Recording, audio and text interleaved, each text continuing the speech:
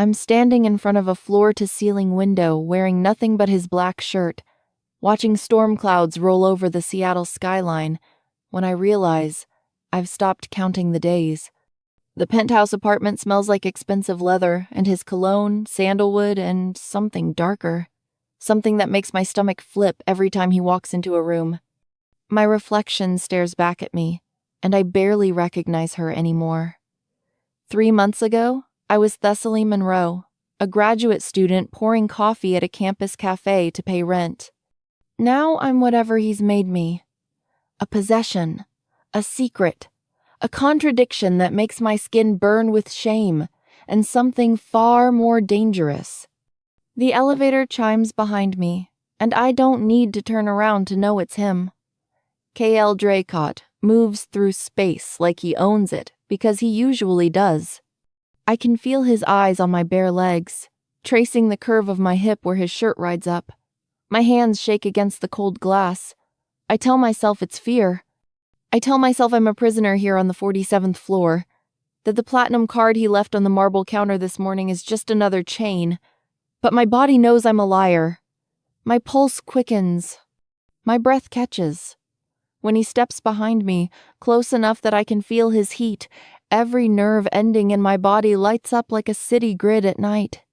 "You didn't eat breakfast." His voice is low, controlled, but I hear the edge underneath.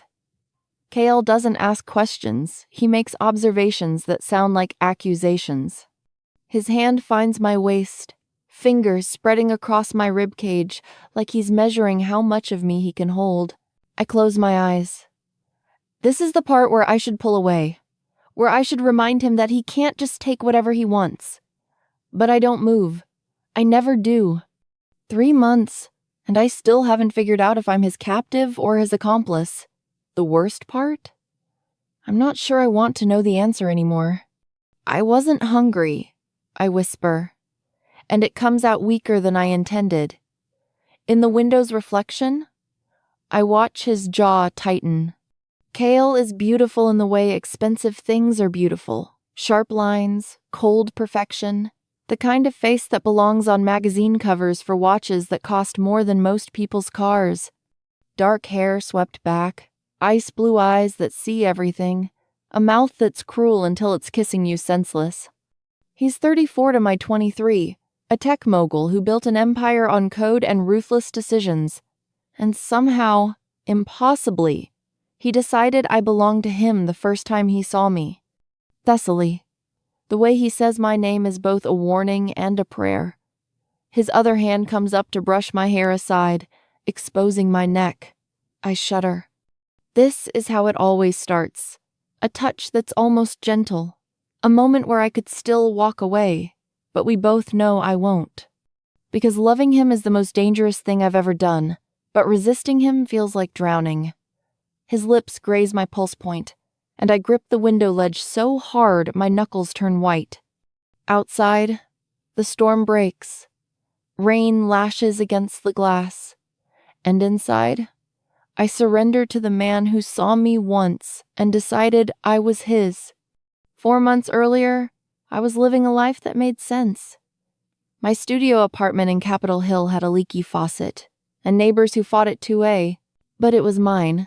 I was 1 semester away from finishing my master's in literature, working doubles at Cafe Luminosa to cover tuition, and dating Marcus Sweet. Predictable Marcus, who taught middle school English and wanted to get married in a barn. Everything was ordinary. Everything was safe. I should have known that kind of peace never lasts. Not for girls like me who've spent their whole lives waiting for the other shoe to drop. My mother used to say I had bad luck in my bones, inherited from her like brown eyes or a crooked smile. It was a Tuesday morning, the kind where Seattle's gray sky presses down like a weight and the rain never quite stops. The cafe was emptying out after the morning rush, and I was wiping down tables when the door opened. I looked up out of habit, ready with my customer service smile, and felt the world tilt sideways. He stood in the doorway wearing a charcoal suit that probably cost more than my entire year's rent, rain beating on his shoulders like diamonds. But it wasn't the expensive clothes or the way he carried himself like he owned every room he entered. It was his eyes. Ice blue and utterly focused on me. Just me. I've tried to explain that moment to myself 1,000 times since. How his gaze felt like being seen under an X-ray, like he was cataloging every secret I'd ever kept.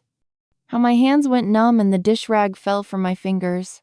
How every self-preservation instinct I'd ever developed screamed at me to look away, to break whatever invisible thread had just connected us. But I couldn't. For 10 seconds that felt like 10 years, Cale Draycott and I stared at each other across a coffee shop that smelled like burnt espresso and rain-soaked coats. And something shifted in the universe. Something irreversible. Something that would ruin me. He walked to the counter like a man approaching a business negotiation he's already won. Up close, he was even more devastating.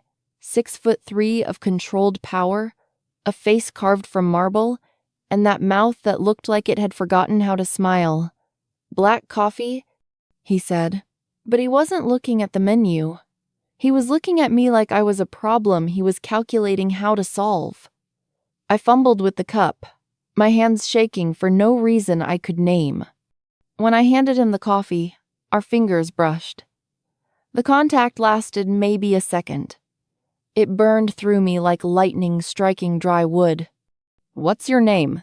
he asked, and it wasn't casual. It was a demand wrapped in silk. I should have lied. I should have told him to leave. Instead, I heard myself say, "Thessaly," and watched something flash in those cold eyes. Satisfaction, maybe, or recognition. He left a $100 bill for a $4 coffee, and as he walked out, he looked back once. Just once. But it was enough. Because in that glance, I saw exactly what I was to him. Something he wanted. Something he would have. Something he would never let go. And God help me, part of me wanted to be caught. He came back the next day. And the day after that. Always at the same time. Always wearing suits that cost more than my student loans. Always with those eyes that stripped me bare. Cale never ordered anything but black coffee. Never stayed longer than 5 minutes. Never spoke more than necessary. But every time he left, there was money on the counter. $50, $100, once even $500. Tips that made my coworkers whisper and made my stomach twist with something between shame and anticipation. Marcus noticed I was distracted. "You're somewhere else lately," he said over dinner at the Thai place we always went to. I lied and told him I was stressed about my thesis. On the 7th day, Cale handed me a business card along with his usual $100 bill, embossed black letters on cream cardstock. Cale Draycott, CEO, Draycott Technologies. A phone number. Nothing else. I stared at it like it might catch fire in my hands. "Call me," he said, and it wasn't a request. It was a certainty, like he already knew how this story ended. I threw the card away in the trash behind the counter. That night, I couldn't sleep. I kept seeing his face, kept feeling that electricity when our fingers touched. At 3 a.m., I dug through the garbage and found the card. Coffee-stained, but readable. I waited 2 days before calling, telling myself I was proving I had control, that I wasn't some girl who jumped when a rich man snapped his fingers. When I finally dialed, he answered on the first ring. Thessaly. Not a question. A statement. Like he'd been waiting by the phone for 48 hours. "Meet me tomorrow. Serafina. 8 p.m. He hung up before I could refuse. Serafina was the kind of restaurant where reservations took months and entrees cost what I made in a week. I told Marcus I had to work late. The lie tasted like battery acid on my tongue. I wore the only dress I owned that didn't look like it came from a thrift store, a simple black thing that hit my knees and made me feel like a child playing dress-up. Kyle was already there when I arrived, sitting at a corner table that somehow felt both public and private. He stood when he saw me, and I watched other women in the restaurant turn to look at him. to look at us. His eyes traveled down my body and back up, slow enough to make heat crawl up my neck. "You're late?" he said. I was exactly on time. "And you're beautiful." The words hit me like a physical thing. Dinner was the strangest form of torture I'd ever experienced. Kale asked me questions about my thesis, my childhood, my dreams, like he was conducting an interview for a position I didn't remember applying for. He told me almost nothing about himself, but I learned later, that's what powerful men do. They take your secrets and give nothing back. When dessert came, he leaned forward, and his hand covered mine on the white tablecloth. "I want you," he said, simple as ordering coffee. "Tell me you feel it too." I should have said no, should have walked out. Instead, I whispered, "Yes," and watched his smile, the first real one I'd seen, transform his face into something almost human.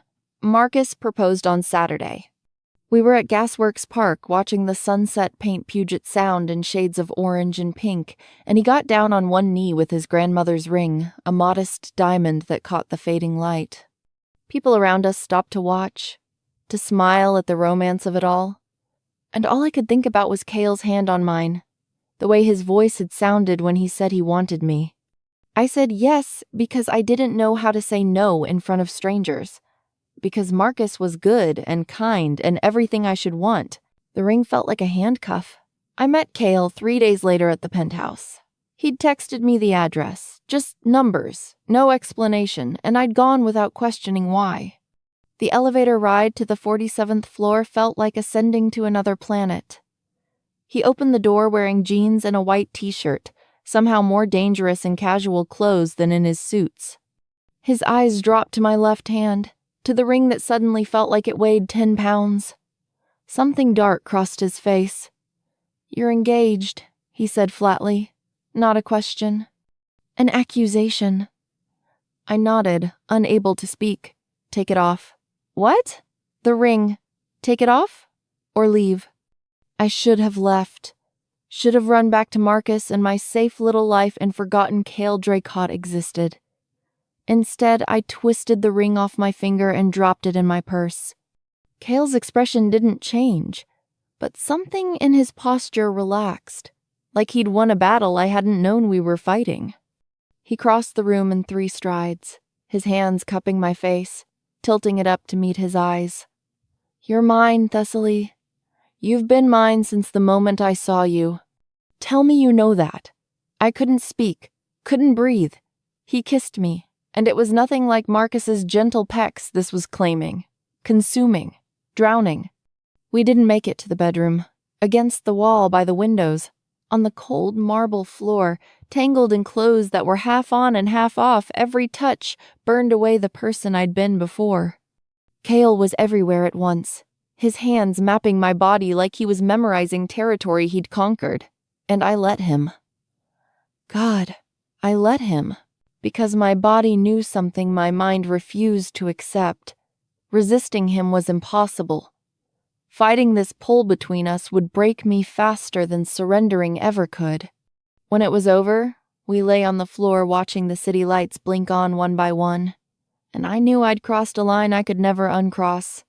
"Break up with him," Kale said into the silence. It wasn't a request. "Move in here. Let me take care of you." I laughed, a broken sound that echoed in the vast space. "You don't take care of people. You collect them."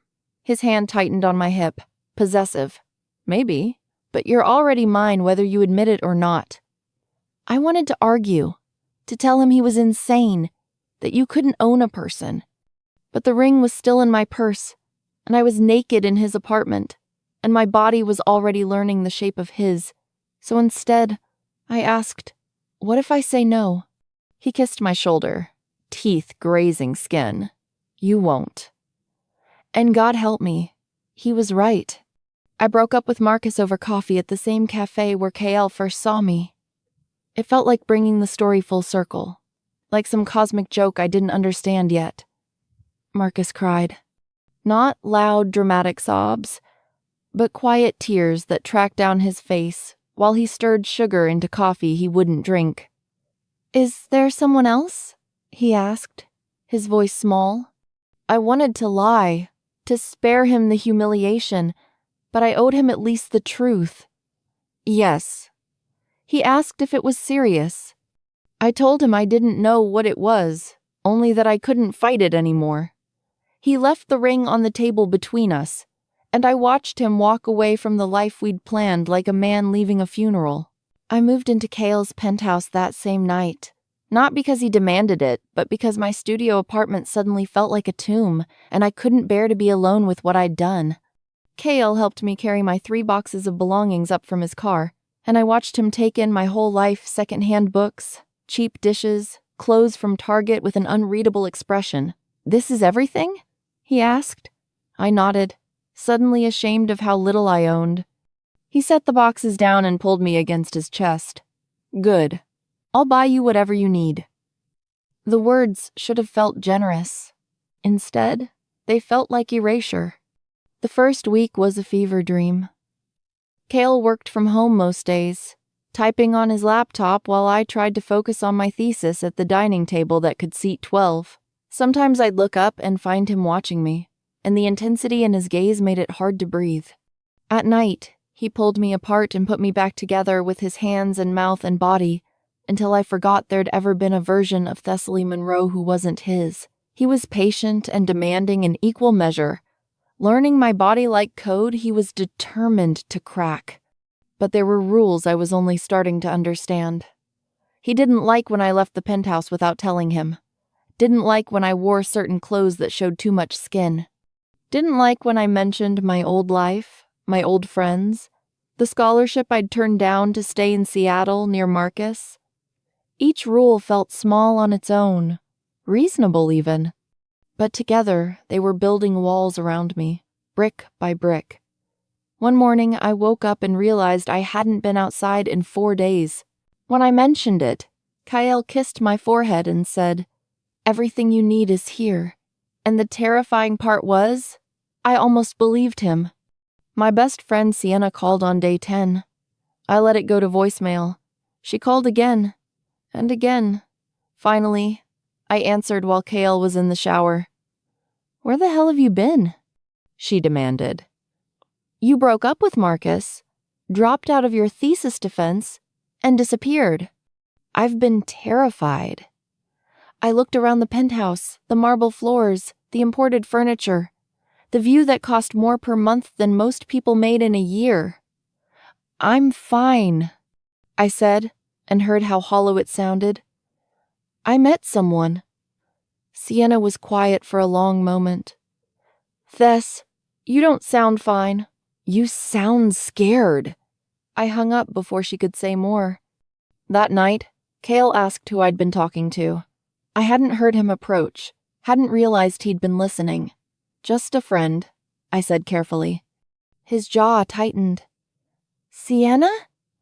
I nodded, my heart suddenly racing. He was quiet for so long I could hear the rain against the windows, could count my own panicked heartbeats. Then he said, "I don't want you talking to her anymore. She'll try to convince you to leave." I laughed, a sharp sound. "You can't tell me who I can talk to." Something flickered in his eyes. Anger, maybe, or hurt. "Can't I?" He turned and walked away, leaving me alone with the sinking realization that I didn't know the answer anymore. I called Sienna back the next morning, the moment Cale left for his downtown office. My hands shook as I dialed, like I was doing something criminal. She answered on the first ring. "Thank God. Thess, I need you to listen to me. I looked into this guy, Cale Draycott. He's got a reputation.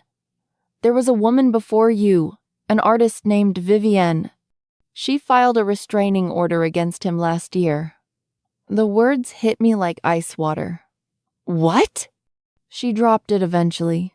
But thus, there were allegations. Control. Isolation. He apparently paid her off to make it go away. I felt sick. The penthouse suddenly felt smaller, the walls closing in. That's not... He wouldn't.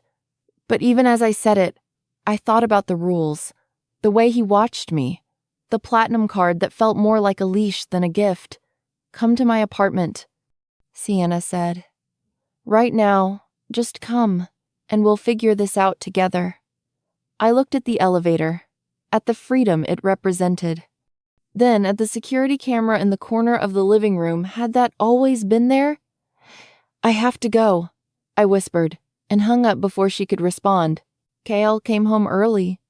I was sitting on the couch, my laptop open to articles about him, business profiles that called him brilliant and ruthless, society pages showing him with beautiful women on his arm, and buried deep in a forum, a deleted post from someone claiming to be Vivian.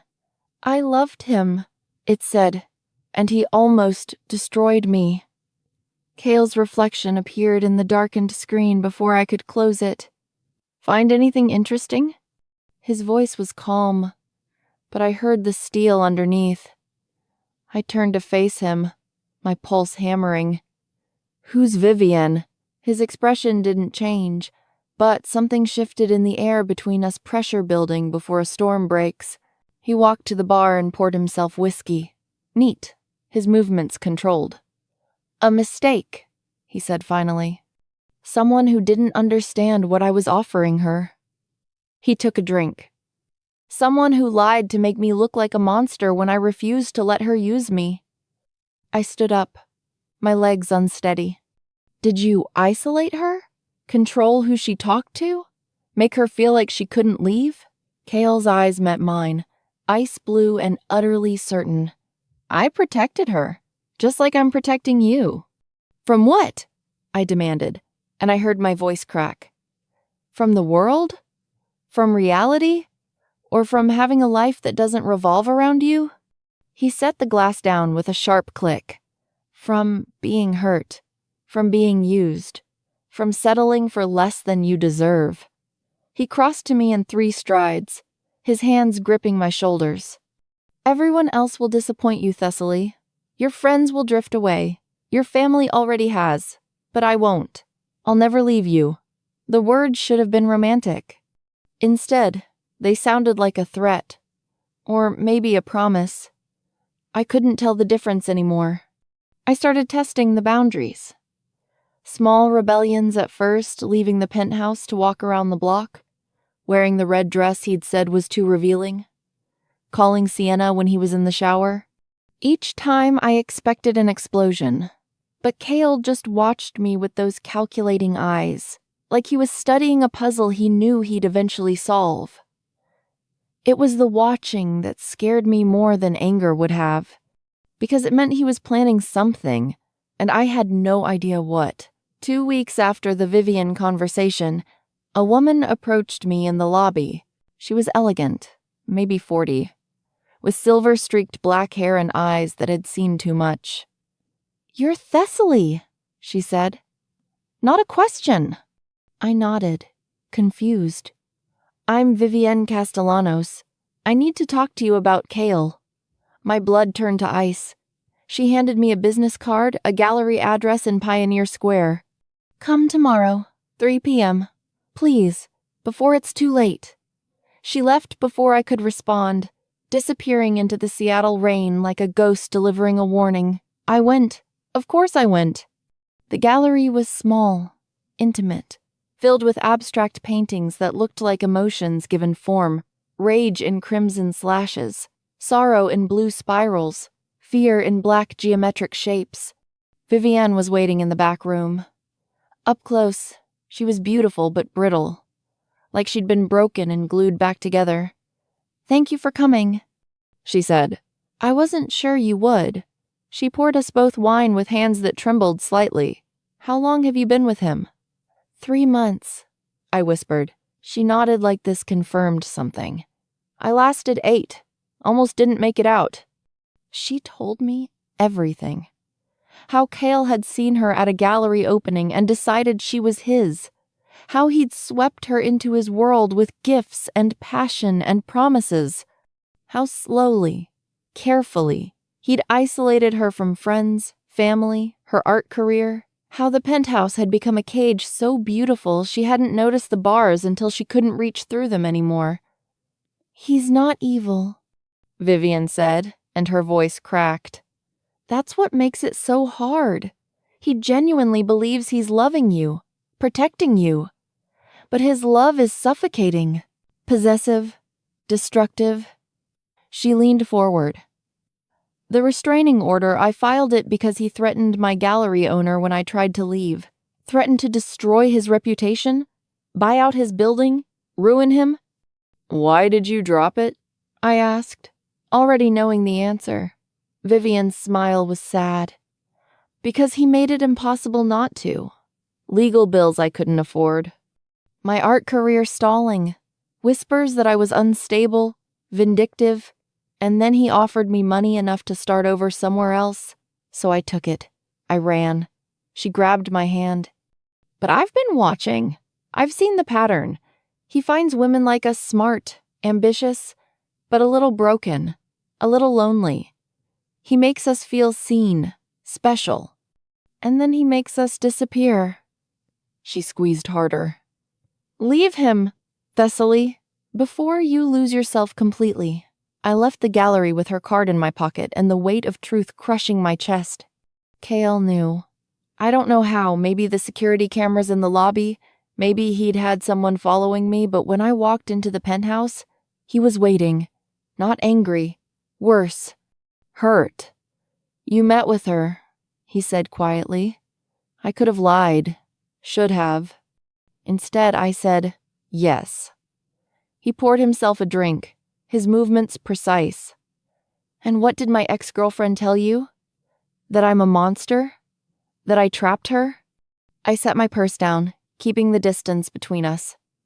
"She told me the truth. That you can't tell the difference between love and ownership." He laughed, a sound with no humor in it. "Vivienne was using me for my money and connections. When I cut her off, she made up lies to hurt me." He drained his glass. "But you know what the real joke is? I loved her. Actually loved her. And she threw it back in my face." There was something raw in his voice, something almost human. For a second, I saw past the control, past the wealth, to the man underneath someone who'd been hurt and decided never to be vulnerable again. It made me ache for him even as alarm bells screamed in my head. "Kale," I said carefully, "this isn't healthy. The way you need to know where I am every second. The rules, the isolation." I took a breath. "I think we need space. Time apart to figure out if this is real or if it's just..." I trailed off, unsure how to name what we were. His expression hardened. "If this is just... what? An obsession? A mistake?" He crossed me, backing me against the wall. Not threatening, but intense. "Let me tell you what this is, Thessaly. This is the most real thing either of us will ever feel. The rest of the world is performance, lies, but this, us, this is truth." "Then why does it feel like I'm drowning?" I whispered. His hand came up to cut my face, thumb brushing my cheekbone. "Because love is drowning. It's giving up control. It's trusting someone else to breathe for you." He kissed me, and I hated that my body still responded, still wanted him despite everything Vivian had said. "Don't leave me." He breathed against my mouth. "Please. I'll do better. I'll give you more space. Just don't leave." And God help me. I wanted to believe him. Wanted to believe people could change. That love could be both consuming and safe. But that night, while Kale slept beside me, I made a plan. I would leave. Pack a bag. Go to Sienna's. Figure out my life away from this golden cage. I'd do it tomorrow when he went to his office. Clean break. No note. No explanation that he could argue against. Just gone. I fell asleep thinking about freedom, about being Thessaly Monroe again instead of Cale Dracott's beautiful possession. I should have known he was always 3 steps ahead. Should have known that men like Cale don't let go. They tighten their grip until you can't tell where you end and they begin. I woke to find KL already dressed, his laptop open on the bed. "Good morning," he said, but his voice was off too controlled, like he was holding back an explosion. My phone buzzed on the nightstand. A text from Sienna. "Tess, call me. Emergency." Then another. "Your mom is in the hospital. Heart attack. You need to come home." Ice flooded my veins. My mother and I weren't close. She'd remarried when I was 12 and started a new family that didn't include me, but she was still my mother. I reached for my phone. Kale's hand caught my wrist. "Don't." "What?" I stared at him, not understanding. He turned his laptop toward me. On the screen was a hospital website, a news article, medical records I shouldn't have been able to access. My mother, alive and well, photographed yesterday at a charity luncheon in Spokane. No heart attack, no emergency, just a lie. "Sienna's trying to manipulate you," Kale said flatly. "She faked a crisis to make you leave. I had my people look into it this morning." He showed me more messages between Sienna and Vivienne, planning my rescue, discussing how to break me away from him. They think I'm the villain. They can't accept that you chose me willingly. I felt like the floor was tilting. "You had people investigate my best friend?" My voice came out strangled. "You hacked hospital records?" He closed the laptop with controlled fury. "I protected you from manipulation, from people who want to destroy what we have." He stood, towering over me. "This is what I mean, Thessaly. Everyone else will lie to you, use you. But I give you truth. Always." I looked at this man who'd been my obsession, my addiction, my destroyer. And finally, I saw him clearly. Not a romantic hero, not a villain. Just a deeply damaged man who'd confused possession with protection, control with love. "I'm leaving," I said quietly. The words hung in the air between us. Kale went very still. "No," he said. "You're not." I stood up, my legs shaking but holding. "Yes, I am. Because Sienna's lie doesn't change the truth. You tracked my movements, isolated me, invaded my privacy. That's not love, it's imprisonment." I moved toward the closet, where I'd hidden an overnight bag. His hand shot out, grabbing my arm. "Not hard enough to hurt, but firm. If you walk out that door, I'll destroy everything you care about. Your scholarship? Gone. Your thesis advisor? I'll make sure he never works again. Sienna's gallery? I own the building. I can evict her tomorrow. The threat should have terrified me. Instead, it clarified everything. Because this was the real KL.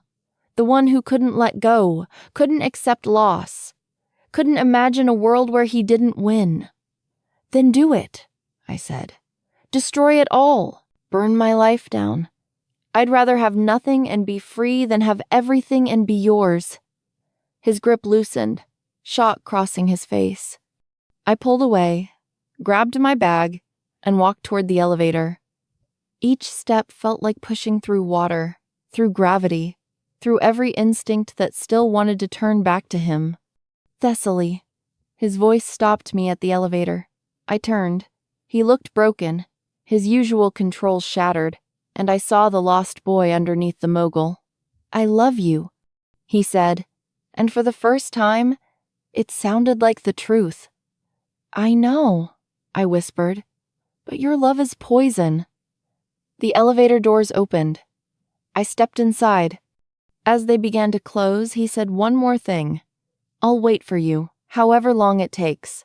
The doors shut, and I let myself cry all the way down to the lobby, crying for what we could have been, for the love that had nearly destroyed us both, for the girl who'd walked into his world and almost forgotten how to walk back out. 6 months later, I was sitting in a cafe in Portland, not running, just choosing a fresh start when my phone rang. Unknown number. I answered anyway. "Thessaly?" It's Vivian. Her voice was warm, alive in a way it hadn't been at the gallery. I heard you left. I wanted to tell you I'm proud of you. We talked for an hour. She'd started painting again, fallen in love with a kind man who gave her space to breathe. Leaving Cale was the hardest thing I ever did, she said. But saving myself was the most important. After we hung up, I felt something shift, like a door closing on one life and opening on another. Sienna visited the next week. We sat on my tiny apartment balcony watching rain clouds gather over the city, and she said, "I'm sorry I lied about your mom. It was wrong." I squeezed her hand. "You were trying to save me. I get it now." She told me about her new girlfriend, about the gallery expansion she'd fought for and won without Cale's interference. Turned out his threats had been empty after all, just smoke to keep me scared. "He's been quiet," she added carefully. "No calls, no messages, no attempts to contact you. Maybe he's finally letting go." I hoped so, for both our sakes. I finished my thesis remotely and defended it via video call. My advisor said it was some of my best work, a deep dive into Gothic literature and the concept of the beautiful monster. "You wrote with real understanding," he told me, "like you'd lived it." I had. I'd loved a beautiful monster and survived. I got job offers from 3 universities, chose the one farthest from Seattle. Started teaching 19th century literature to students who reminded me of who I used to be: hungry, hopeful, unbroken. Started dating a history professor who asked questions instead of giving orders, who said, "What do you think?" instead of, "This is how it is."